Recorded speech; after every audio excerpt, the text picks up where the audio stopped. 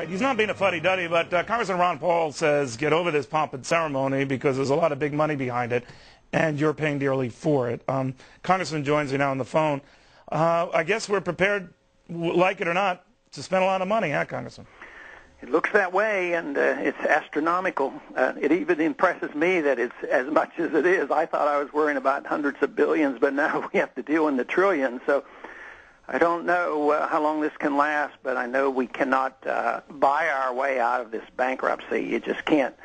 You can't solve the problem of bankruptcy and too much spending by just getting further in debt, and that's exactly what we're doing. What if now the Obama folks are calling these tax cuts coming to American people? Actually, they're giving tax cuts to people who don't pay income taxes, but even allowing for their justification, isn't it a good bet that folks just save that money or pay off bills and they don't spend that money? Yeah, I think this is always true when you give tax cuts. I'm for all tax cuts, but one thing you can't predict is the action of human beings, because sometimes they'll save it and sometimes they'll consume it and sometimes they'll invest it, so you don't know. But, you know, the shortcoming of this tax cut for people who don't pay taxes is, semantics. It's sort of the newspeak of 1984. How do you give a tax cut to somebody who doesn't pay taxes?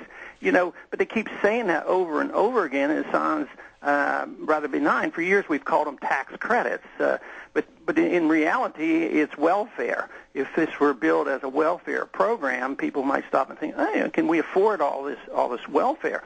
If we don't like the employment tax and we need to reduce that, I'd be all for that too as well, because the least amount of taxes is best. But to play games with words and say we're giving tax reductions when people don't pay taxes, I think is just to confuse everybody. And I'll always get emailed, Congressman, as I'm sure you do, from, oh, you're just being obstructionist and you're in the way of a president who's going to try to make things better. Our only goal here, folks, is not to make things worse. And then there are other vehicles and other options out there.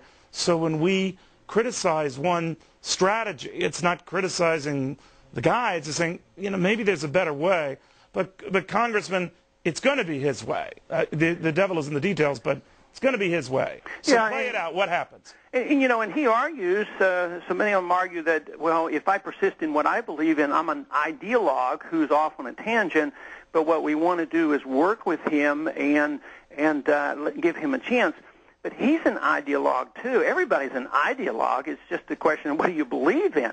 But you hear this all the time, that people who believe in freedom and limited government and less taxes in the marketplace, oh, they're those rigid ideologues. We don't even want to listen to them.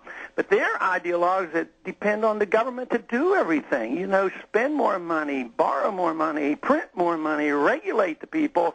That is about as ideological as you can get. All right, Congressman, thank you very much. Thank you.